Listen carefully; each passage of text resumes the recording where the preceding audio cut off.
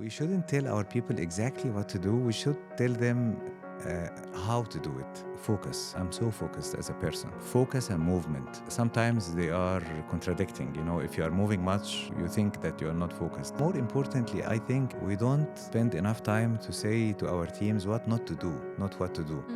Because if they don't do 2-3 things, they can be successful. Being yourself, sometimes, you know, I don't want this self. I'm not interested.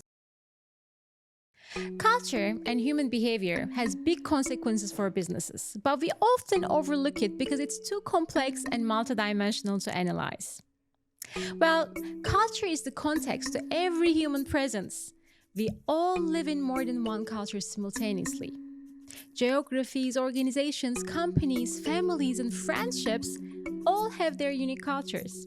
And in business, especially when you're the leader, you carry the responsibility to build the culture from the top. With all AI developments and thinking that the jobs will be taken by AI, when we speak to the leaders in the recent times, the biggest challenge remains the human element about finding the right people and, more importantly, finding ways to make them their best version in the context of organizational culture. Welcome to the Culture and Podcast, where we connect business to human behavior.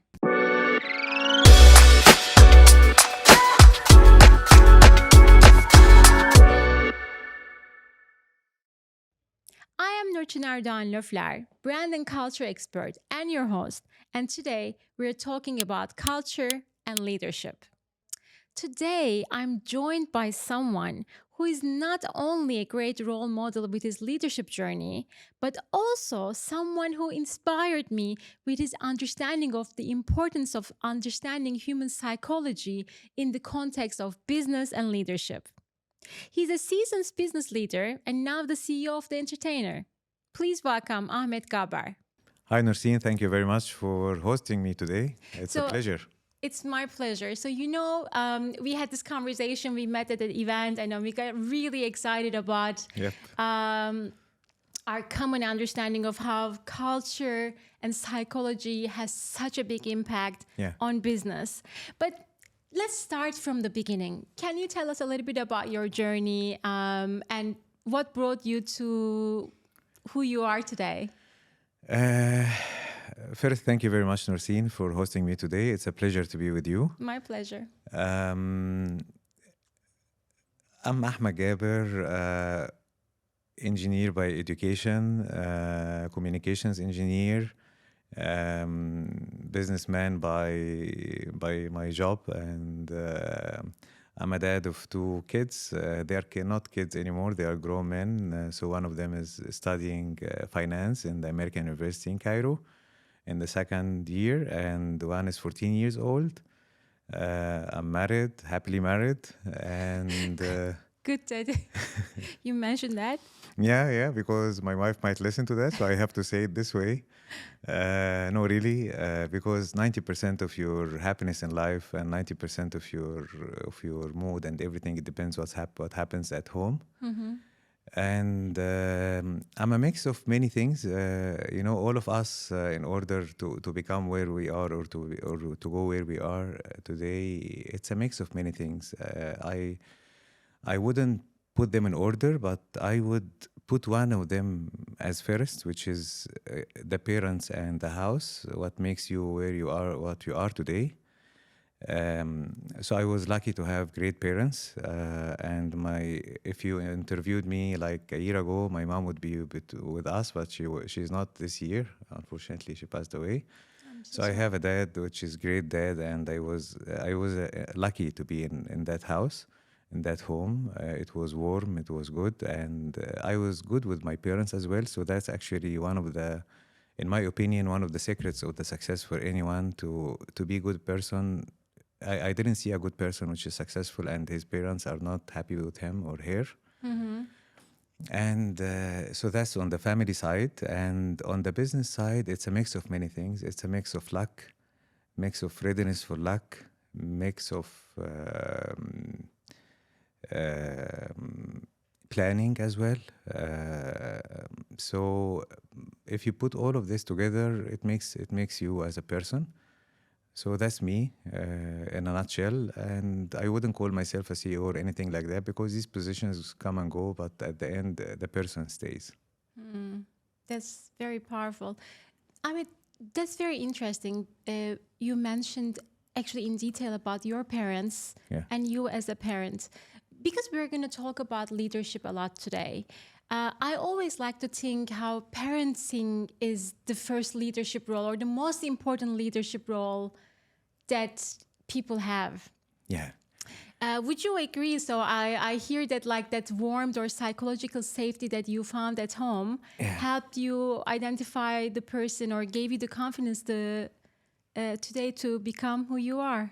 Yeah. Look, Nurseen, I think it's home is very important. I will now move deep into psychology, which is I just want to put a disclaimer here that whatever I will say, it's my personal view. So it can Okay. be right, it can be wrong, because psychology is one of these sciences which keeps evolving. Theories Of comes course. and what I'm saying today can be wrong after 1 year, can be wrong after 1 day. If someone proves it wrong, and can be wrong while you are talking now, because I can, There is no yeah. right. I'm Yeah. very interested in your point of view, and Yeah, hopefully our so all of listeners will be us, the same. there is a theory which is saying that all of us have three personalities. One personality, which is I'm talking to you now, this is one of these personalities, and another personality which is at home, and then third personality which is no one knows about. So there is the theory, which is so the third personality is a personality which is your thoughts. No one knows what are your thoughts. No one knows what are you thinking about. Okay, there is stuff which we do sometimes, and I'm talking when I say we as humans. Not you and me specifically. So which we do, and we don't want to tell anyone that we are thinking this way or we are doing that. This is a third personality, which is unknown for almost anyone. Okay. And then the second personality, which is at home. The second personality at home is very important because it gets impacted by the third personality. So if your thoughts are not great, you might not act at home also as a great person or as a good person. So every personality has an impact on the other one, and then comes the personality which is sitting in front of you, which is the reflection of the second personality at home. So if I'm not comfortable at home, I wouldn't come and sit with you with a smile. If I'm not feeling warm at home, if I'm not feeling safe at home, I wouldn't come to you. So all of them are connected, but the home is the center of it. So because we spend at home the majority of our time, maybe it's changing now that we spend in the office now more.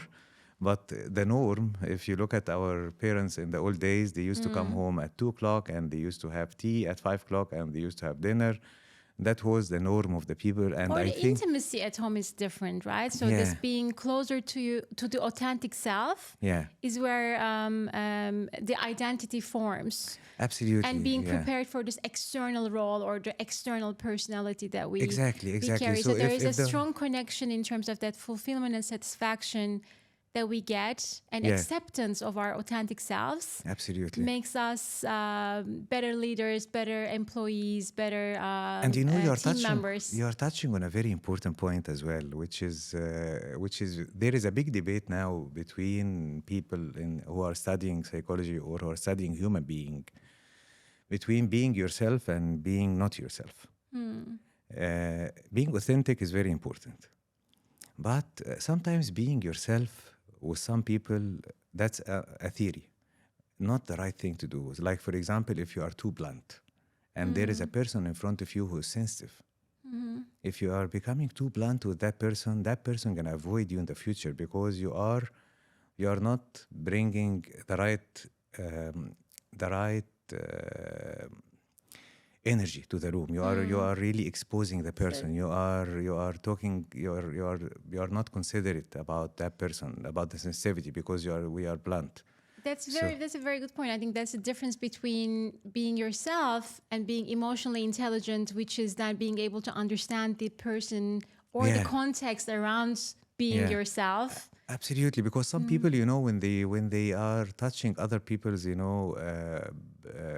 sensitivities or secrets or personalities, they say I'm just being myself, but being They find yourself it as a sometimes, no. I don't want this self, I'm not This interested. is not So appropriate for the context, right? Not being able to empathize and just going into clinging to the idea that I am being myself, so I can just be whatever I want. No, that's filterless. yeah. Yeah. So that's actually changing much.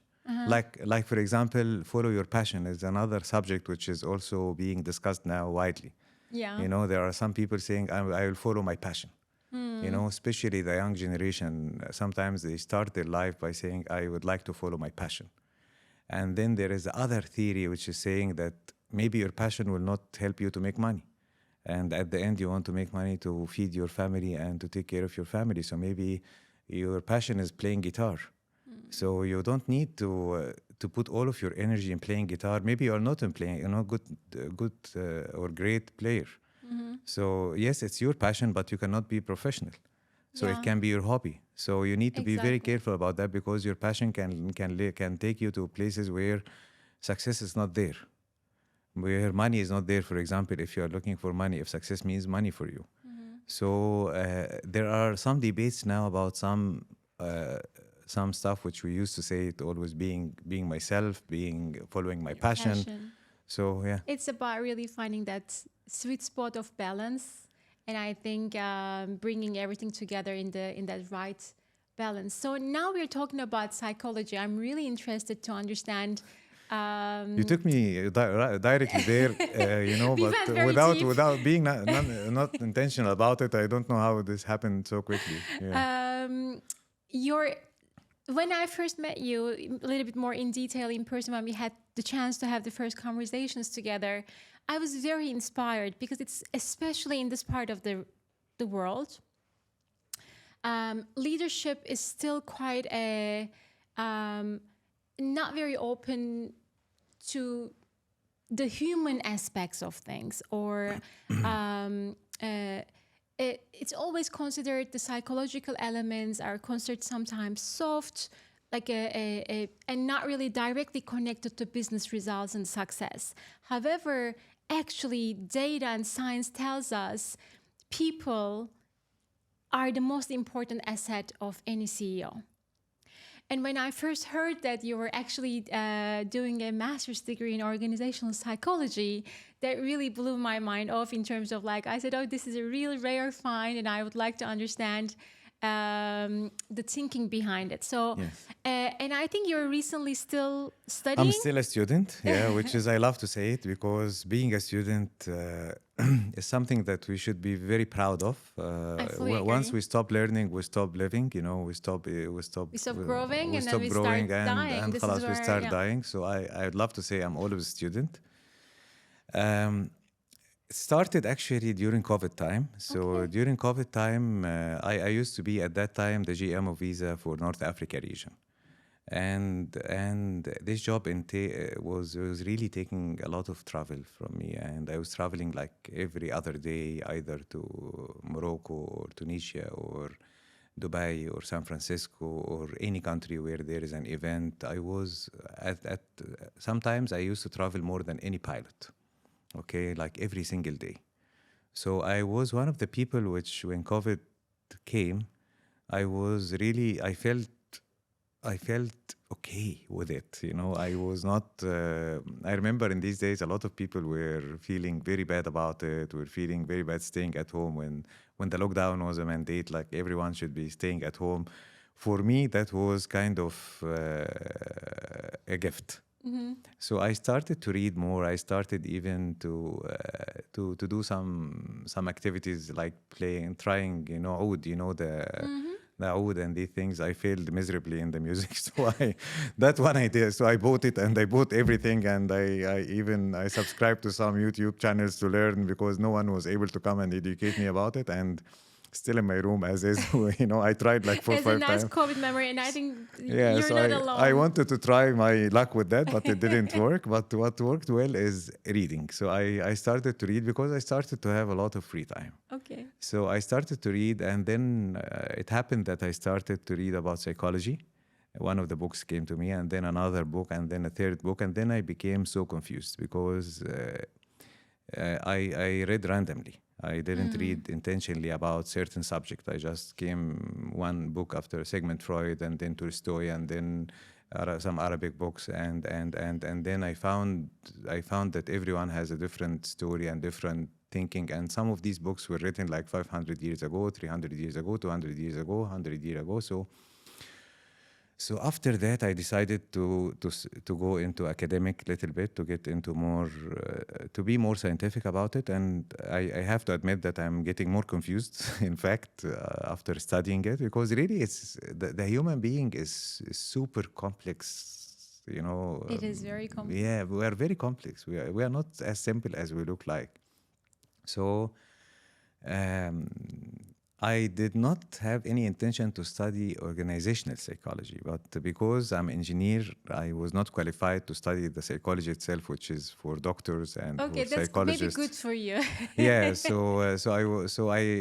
the only thing, maybe I didn't do enough research at the universities, but the only thing which I found that possible to be part of is organizational psychology, which was very relevant to my job, because my job is to deal with humans in organizations. So that was very relevant to me. So I started, and I figured out that really it's a great science. To give you an example, I'm not sure if you heard about that book, which is called Surrounded by Idiots. Yes. Yeah, it's a great book. So it classifies people into 4 colors. So I didn't know how to deal with some personalities in the past. Psychology helps you, number one, in 3 things. Psychology helps you, number one, to understand people. Number 2, when you understand people, you will either manage them well in organizations if you are a manager or leader, or deal with them and work with them in a proper way. And the third one, which is very interesting, that the third level, I would say, you can anticipate what people will do when you do something or when you say something. So I started to love this science because of that. Because when you become an expert, especially in a certain area, you can anticipate, you can expect what people will do. Yeah. And if you use that with the right way, you can push people to do things which you, as an organization, you would like them to do it. I always like to think it's a superpower to be able to understand human beings. Yeah. Because at the end of the day, be it our consumers, be it our team members, Or clients. or Yeah. clients, it's all human So- business. Every business is human business. And we seem to think so much about data, numbers.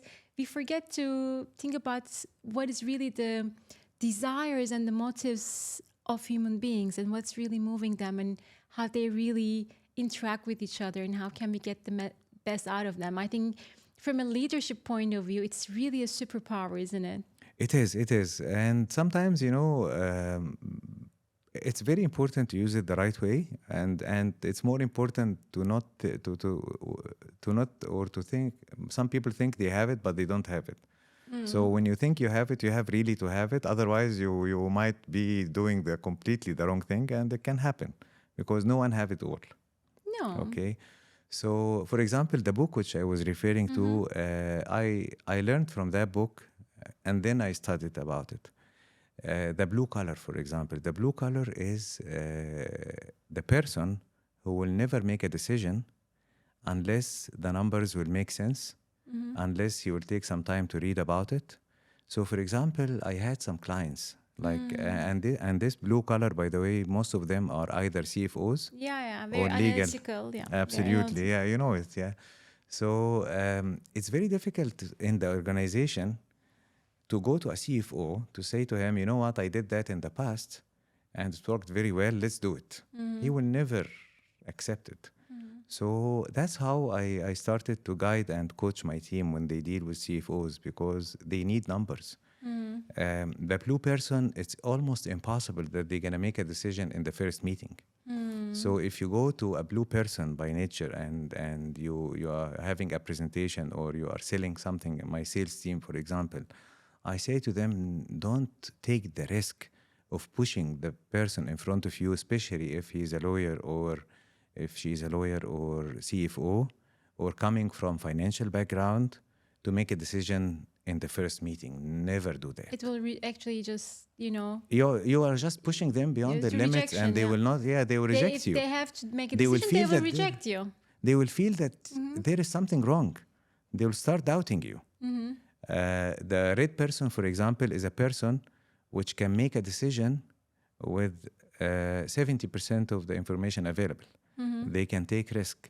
So with that person, you can be a little bit more taking the risk with that person. You can say, let's do it together, let's try. And they will say, okay, let's do it together. Yeah, you have to show them that the win can be very big. Yeah, but that person actually, if you go with that thick report, he will not read it. He will say, tell me what's the worst thing can happen. This is such a powerful use of understanding in terms of sales approach. Yeah. So that's how you start guiding your people. And our job as leaders at the end, we shouldn't tell our people exactly what to do. We should tell them how to do it. Be careful about this, or don't do that, or, more importantly, I think we don't spend enough time to say to our teams what not to do, not what to do. So, because if they don't do 2-3 things, they can be successful. But if I keep saying to them, do, that's not the right thing, because I shouldn't tell them what to do. My job, because I learned much in my career, to make, like, if you are going into a road and you are saying to your mom or someone who went through this road before, what should I do? Right away they will say to you, take care of this area because there is a hole here, or there is a traffic light which can. So the coaching is about telling you what not to do more than what to do. I mean, I think this is already a highlight of the podcast, because what you said, I love it. What I'm hearing from you is actually when you're describing your leadership style, you're saying, I actually don't tell my team what to do. I tell them what not to do, equals I set them certain boundaries and then give them space to go and explore, and within that space really bring their best self and get the autonomy out of themselves. And they will have the journey. I do my best to do that. Sometimes, like any leader, we make mistakes where we try to put our theory or in play, and to ask our teams to do things because we think that we know the most. So sometimes we make these mistakes. No one doesn't make mistakes. If I sit here and say I don't do it, sometimes I do it when there is something that really I had great experience with before. So I have to do it sometimes, especially when there is the speed is an important element in the decision making. So one of the examples which I say to my team is, and they know that very well. If they are listening to me now, they will know what I'm talking about. This week, we're going to focus on 3 things. Okay. That's usually my style. This week, we're going to do these 3 things. Okay. Let's not distract ourselves with anything else until we finish these 3 important things, and then we can talk about anything else. So I try my best to focus, and for some people, they think, or they might consider this as ignorance. Of if someone is coming to you with an idea, and you say, let me focus on what we agreed upon this week, and once we are done with our key priorities, we can listen to anything else. Because listening, even sometimes, that's in my personal view, listening to something can distract you, will distract you. Of course, if you're really listening, you're actively listening, and listening is a very hard job. It is. It is a lost art even. Yeah, look, listening is very important, but when to listen is also very important. You know? And what to listen. And what to listen to listening is super important. But also listening can confuse you, can distract you, can take you to different direction, can take from your time. So you should be also careful on what are you listening to, because it will impact your thoughts, it will impact your focus.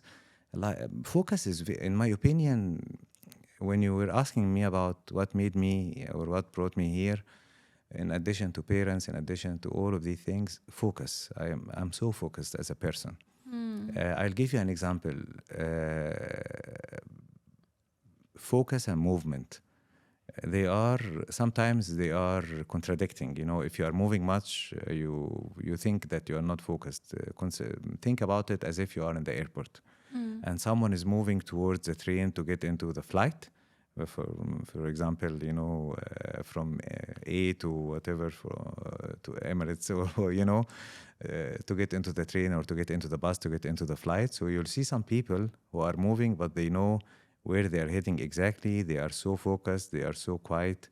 And they see some other people playing with their pockets, playing with their headphones, playing with their bags, moving too much, dropping stuff and bringing it. And while bringing it from the ground, they are dropping something else. This person is moving and that person is moving. But this person is moving with focus. He knows the direction. He knows where he's going. He's not distracted by anything. And that person distracted himself or herself by herself.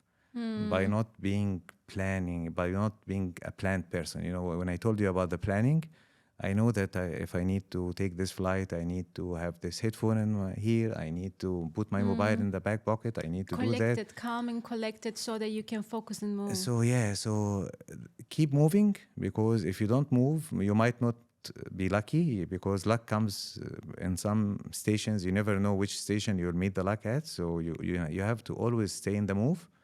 You shouldn't stop at all, but at the same time, stay focused. Don't just move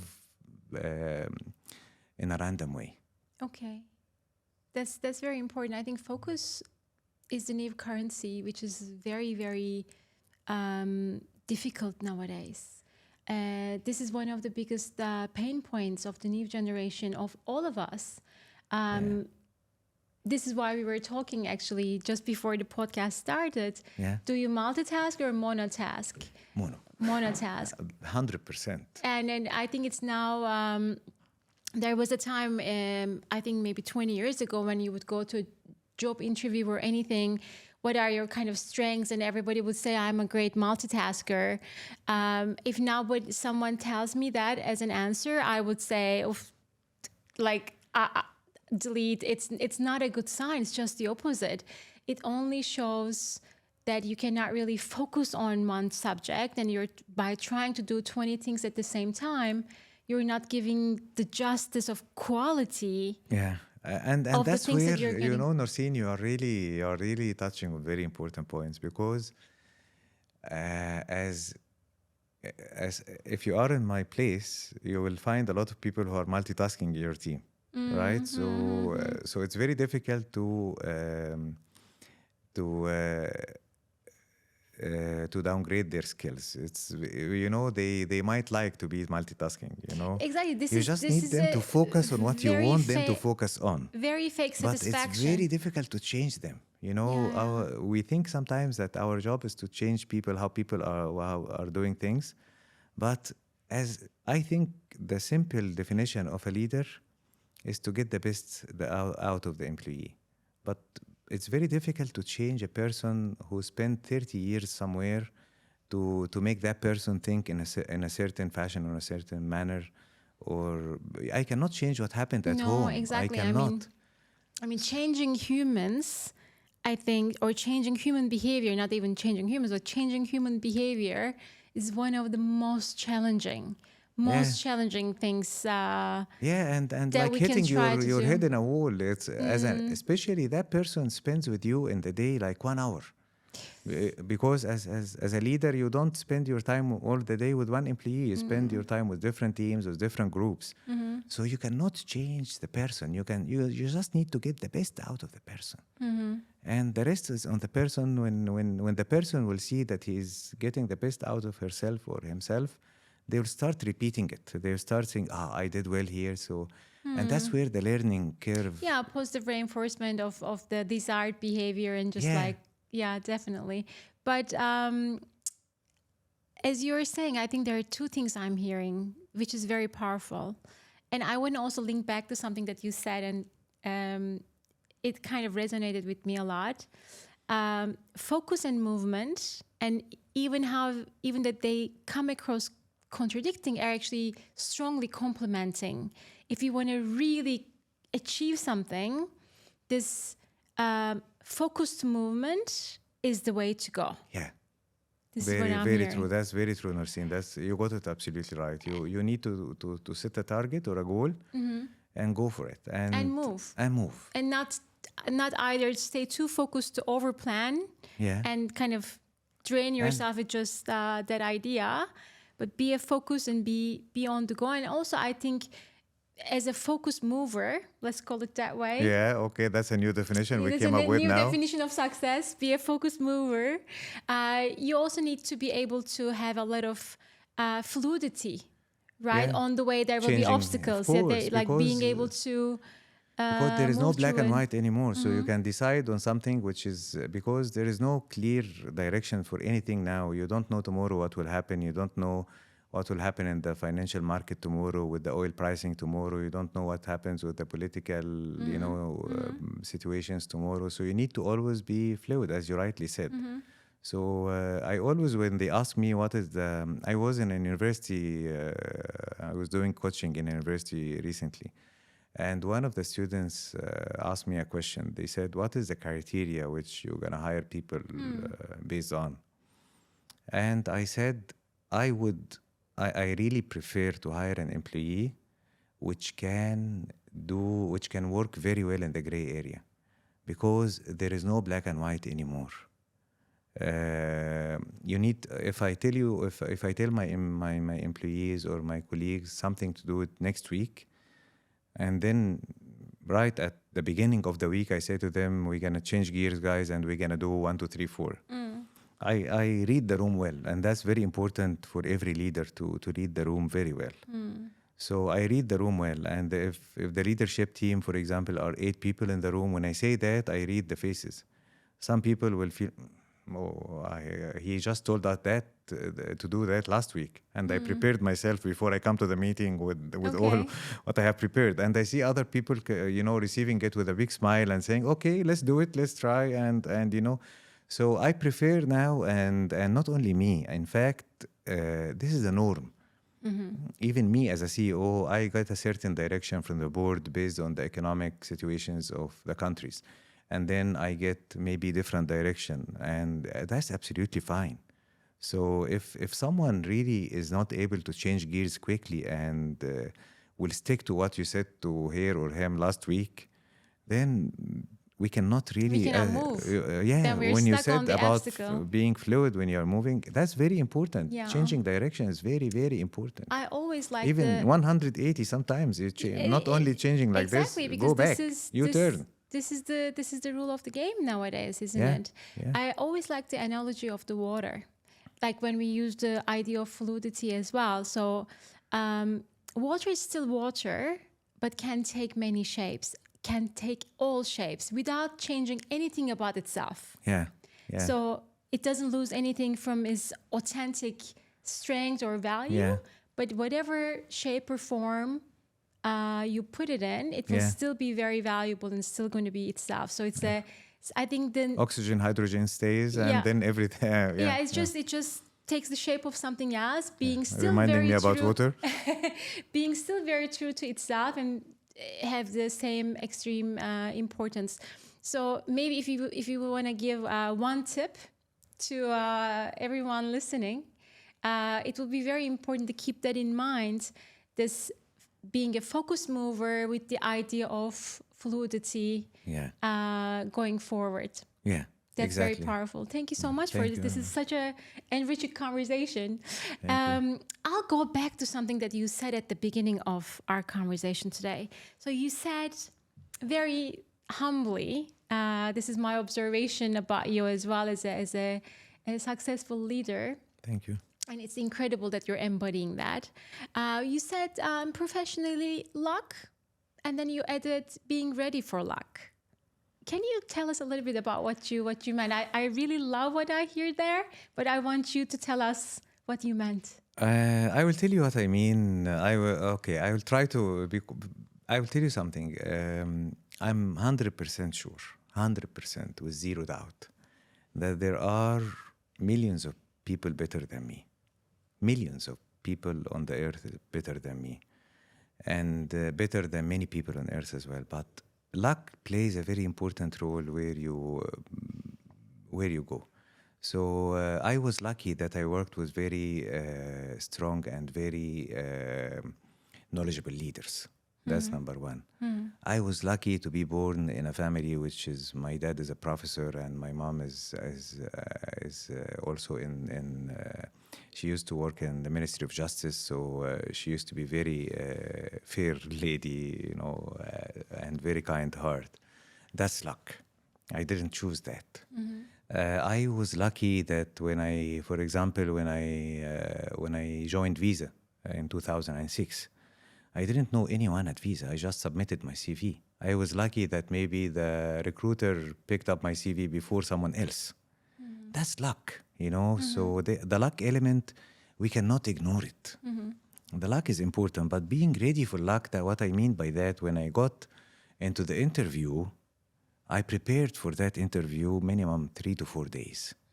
I was reading about interviews. I was reading about the company. I was reading about the position. I did some homework about the person which left the position and what are the skills required for this position.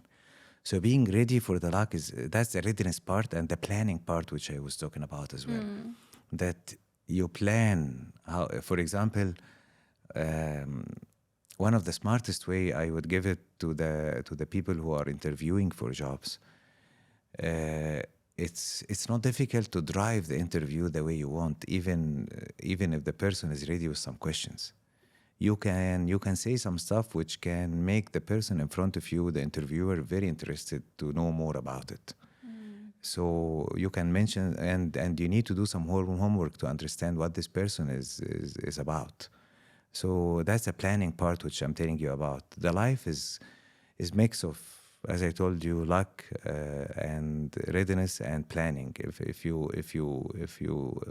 you balance between them very well, it will be great. That's it. Thank you so much. I mean, there's so many teachings that we can distill from what you just said.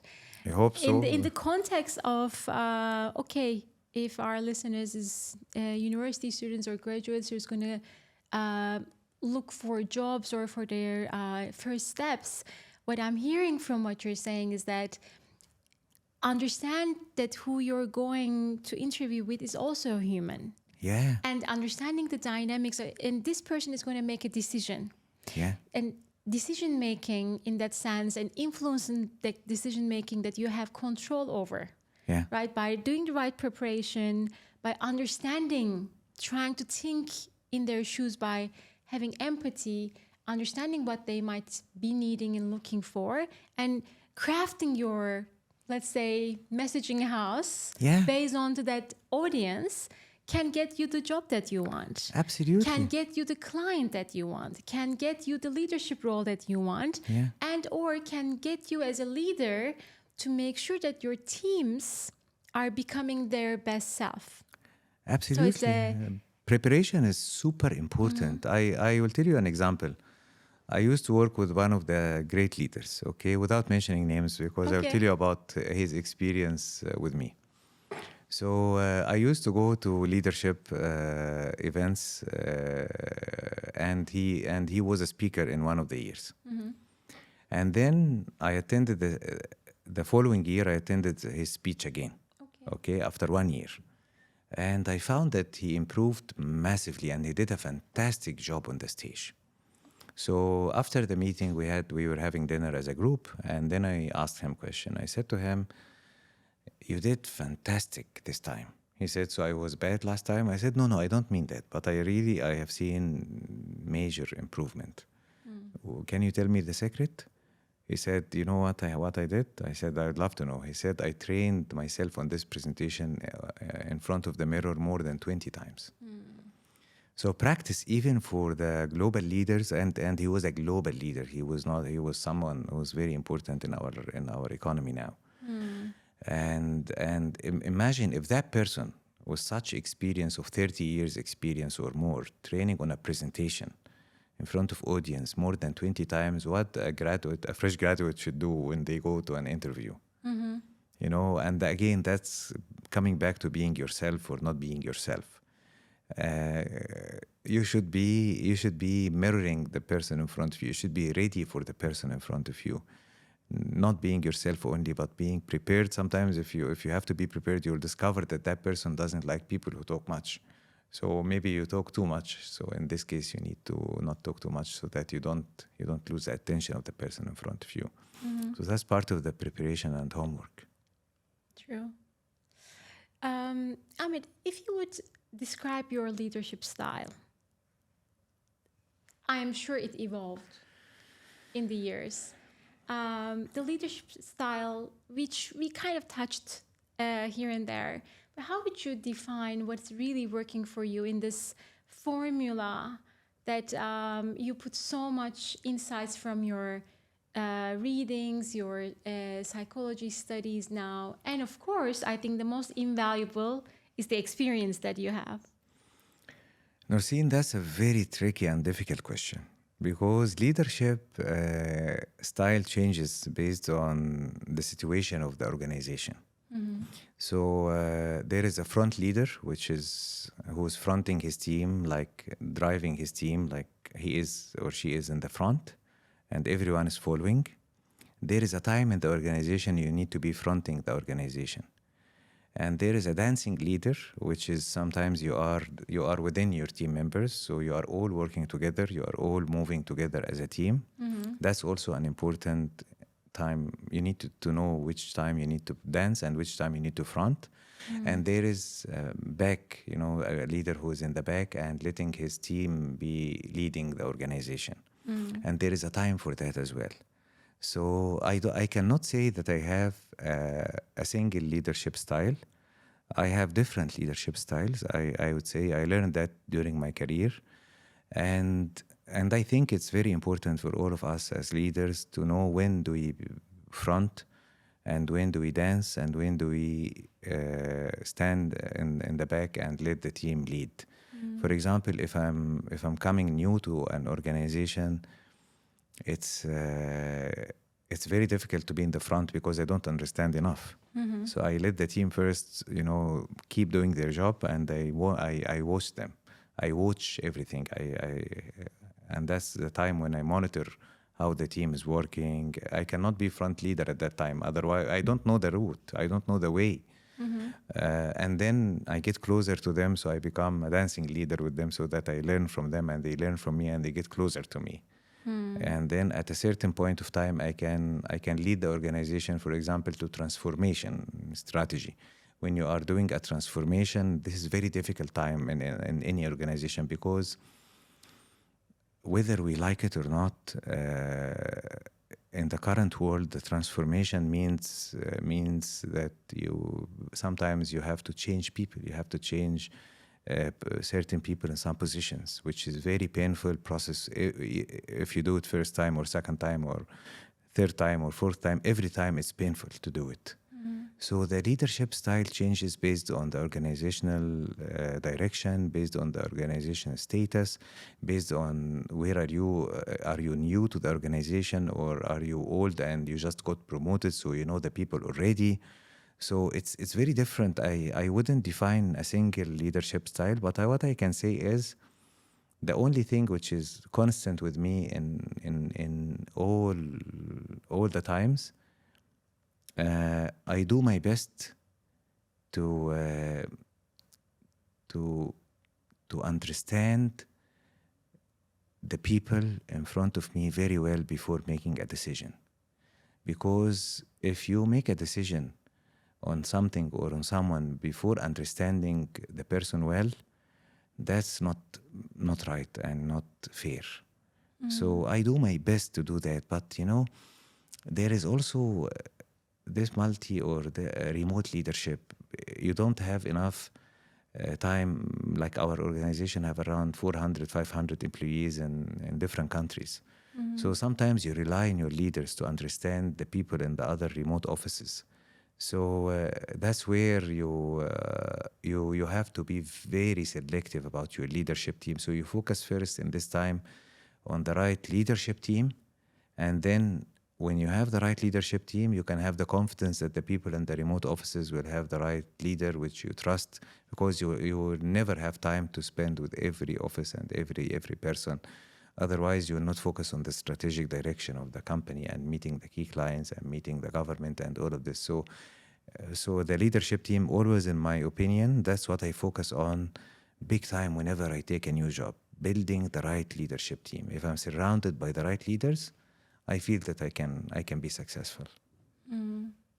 I actually even feel as you speak the heaviness of leadership. What a big responsibility! That the way that you're articulating it just made me realize one more time, a real leader is so conscious of the impact that he or she is creating across such a big group of people, right?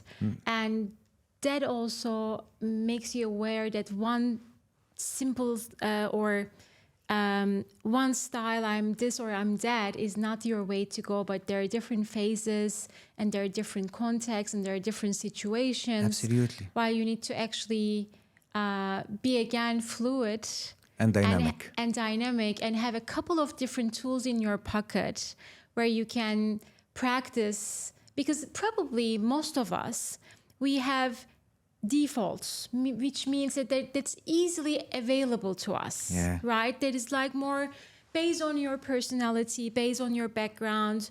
Maybe a dancing leader profile is a lot more my go-to, my default, my easy access. But the real talent is, or the real trick of success, I would say, as a leader, is to be able to have different tools in your toolbox, so that even though it's not your go-to default easy access way of leadership, you can still tap into those tools when needed, and create a more holistic experience, or a stronger leadership. That's very true.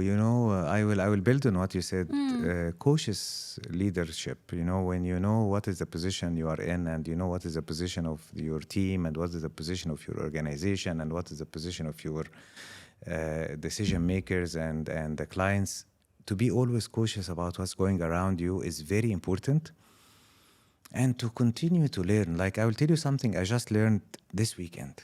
Okay, it was really an eye-opener for me. Okay. Imagine we are in a meeting room, and we are 8 people, all right? And Norseen said something really good about the subject we are discussing, and you said there is something really great. What should I say in this case? Great point, Norseen, right? That's a normal reaction for any leader. If you say something really good, if you are sitting and you said the point which is really going to make a big difference in our marketing strategy or our product proposition, I have to compliment you. Or you can give descriptive feedback. Like?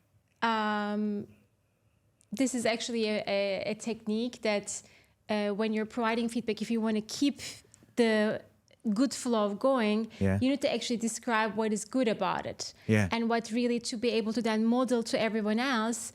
You could have said you challenging the status quo and being able to come up with a creative solution is a great point. Something like that. That's what we call descriptive feedback. Absolutely. So what you're a great leader as well. So I will tell you something. What I learned over this weekend through a book I was reading is when a person is saying something really great and you comment on it and say great, they will stop telling it. No, that's maybe. But if you are a good listener, you can wait until the point finish and then you can compliment them. Where I'm heading, Norseen, is there is another person in the room might say something as well. And you might not comment on it, or you might say, okay, that's a good point. You cannot imagine how bad that person can feel after this meeting. Because you said about person, great point, and then you said that about another person, good point.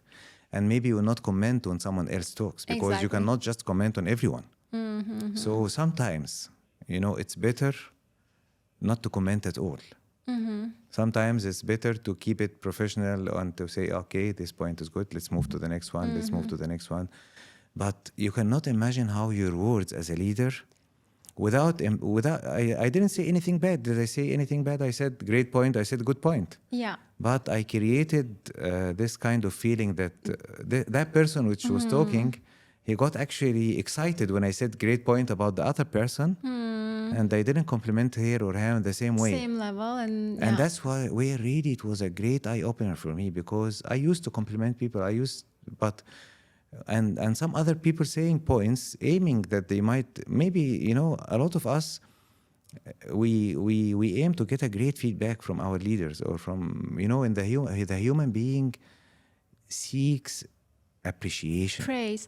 even if kings and CEOs and everyone. Appreciation and recognition. Recognition is a yeah. very, very strong motivator, intrinsic motivator. Absolutely. And we can have another episode just on this. What is intrinsic, what is extrinsic motivation, and the power of intrinsic motivation is the real source of motivation that comes from within. And there are things like recognition and progress that kind of fuels it, whereas extrinsic motivation is like a very small, like even if you give a title or a promotion or a salary increase, the impact in terms of motivation will be very short term. Yeah. But if a person finds meaning or feels that she or he is recognized for the contribution that they're making, that is called intrinsic motivation, that fuels the intrinsic motivation that I feel like doing more of it. And this is one of very strong points I will as read well. about it. I don't know enough about it, and I will read about it more and more. It's very, very powerful. I think it's the real secret sauce in terms of making people giving their best when they're fueled by. I mean, we have so much more to discuss, I would say. And to that point, just to close that loop, I think words are this is something that I like to say a lot. Our words are never innocent. So sometimes we think I said great, I said good, they were both positive praises, but our words are never innocent, and they're typically being perceived and interpreted in many different ways. So especially as a leader, it's so important, the power of language that we are using. Yeah. This is why when I have the chance to work or coach some leaders, this descriptive feedback is a very powerful tool, because we are not feedbacking with our judgment of good or great, but we are feedbacking with the quality of the content. Yeah. And that also You're models commenting everyone. on the subject, not on the person. Exactly. And that also models to everyone else in the room what was the desired behavior, so that they can also see, okay, this is the real source of getting recognition. Yeah. So they can also kind of replicate it. That's actually a very good method as well. So we are a little bit running out of time, but before we finish, Really? Oh, wow. I know it just flew oh by, my God, didn't we it? finished? Oh my God. I know. That's great. So I'm going to ask you a couple of like rapid fire questions, just that we get to know you a bit better. Okay. Which one do you prefer, Zoom or Teams? Teams. Brunch or dinner? Brunch. Beach holiday or mountain holiday? Beach. Mac or PC? PC. Chocolate or ice cream? Chocolate. Instagram or TikTok? Neither nor, but maybe TikTok, it's faster. Night owl or early bird? Early bird. Early bird, I knew very it. early bird, yeah. Ahmed, thank you so much. As I said, I think I could have spent another 2 hours having this conversation, and I'm sure there's so much more insights that we could get from you. But it was such a pleasure, and I think that was a very interesting conversation. It was great conversation, Orsine, and I really enjoyed it more than you even. I said things which not planned at all, as we agreed before we agreed this to be interview very that we wanted to be spontaneous. So I really enjoyed it much, and I enjoyed how fluid you are with the conversation as well. You know, I open a subject and you ride on it and you get into it. You know, so I really appreciate it and appreciate being here with you. Thank you very much for your time. Thank you so much for coming. Thank you.